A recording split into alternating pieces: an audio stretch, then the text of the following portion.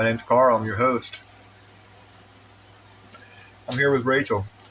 She's my special guest today. She's telling her life story about how much dope money she spent in her lifetime.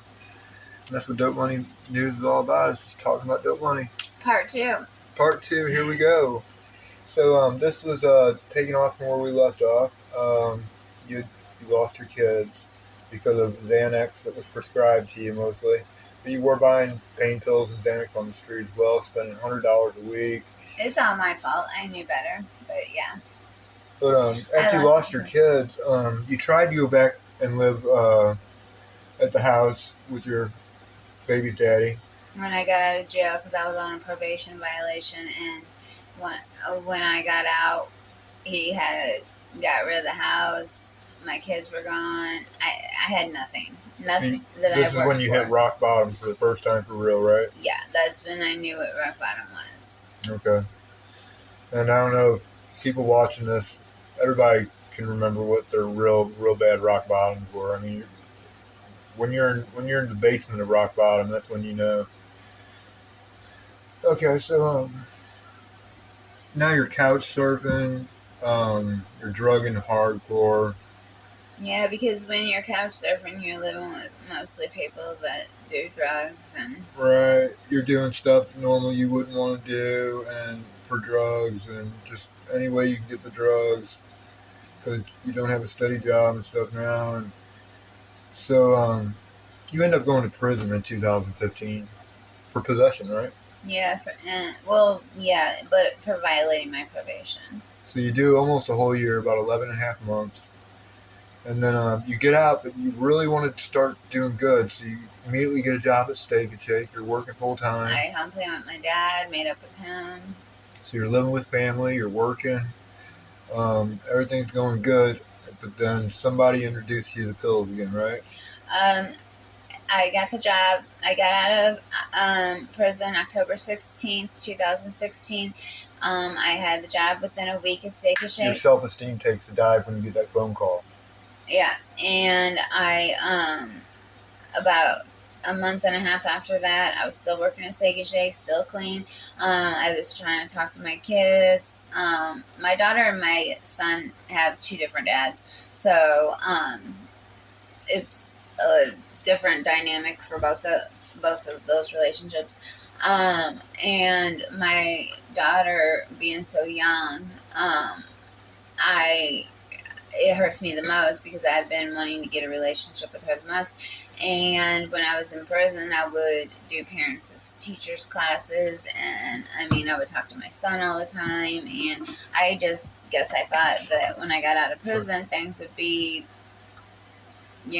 like perfect, like rainbows, butterflies, and kittens, but it wasn't. And I remember calling to talk to my daughter. I was in a hotel room with 3 other people that were smoking a bowl of meth at the time, and I would not smoke it because I was focused on getting my kids. And I called my daughter's dad, and I'll never forget the words. I said, "Can I please talk to Lexi?" And he said, "Rachel, she doesn't even know who you are." He said, "She calls you her fake mom." And it was just like, my heart, just like, my stomach, just like, everything just dropped. And it was just like, almost like I went blank for a minute, like, and I just immediately, I think I did it without even knowing I did it. And I said, "Can I please see that pipe?" And I was full on self-destruction mode at that point. And what were you? So even though you're working at Steak and Shake, all your money starts going to fentanyl. Oh yeah, New Year's Eve. So I got out October. So 3 months later, New Year's Eve, the guy introduced me. He said, "You want a $20 worth of fentanyl?" And I thought, well, it's New Year's Eve, no harm, no foul. It'll just be this one thing. Everybody else is partying type deal. And I remember feeling because he shot you up with it too, right? No, I snorted it. Oh, you snorted it? Yeah. But you really liked the feeling. It took away all the pain, the bad memories. And I wanted more and more. anymore. And so I would contact him. So now all your money's going towards fentanyl. And then he started shooting me up. And that was even better. In your mind, it was better. When I would remember it, yeah. And I also started, because my dad kicked me out because he found a needle. I tried shooting myself up, and he found a needle and a syringe and a spoon underneath his sink in his bathroom. And so I moved in with the guy who introduced it to me, and he lived in the trap house with the people who sold the fentanyl. So I was doing it all the time, and I was stripping, and you were stripping where, over in Sojay? Washington Park at Club Hollywood before it was Roxy's, but yeah. Club Hollywood, okay, yeah, so that's over in Sojay, right? It's Washington Park. Like right across the river from St. Louis? Yes. In the Illinois side? Yes. Okay. I'm sure a lot of people are familiar with that area if they ever go to any of the strip clubs or anything. Hollywood, right? Club Hollywood. It used to be. It's Roxy's now. And did you ever go work for Hustlers?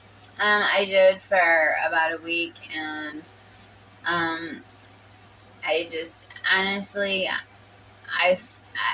the night shift itself was too much.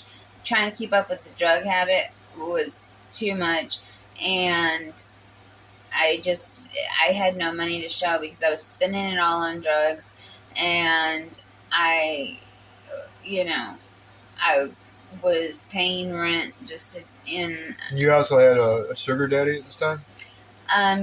Yeah, I did actually. A guy that I had met at Steak and Shake. He was an older guy, and but now you're stripping and you're living at trap houses. You got an abusive boyfriend. Who's shooting you up and is like trying to pimp you out and totally cool with you stripping and stuff. All your money's going towards drugs, so thousands a week in drugs. Because, you got your rich sugar daddy, you've got your stripping money. And you got guys at the strip club on the side that want to pay you, to do extra. Stuff you would have never done if you'd never done drugs. Oh, my God.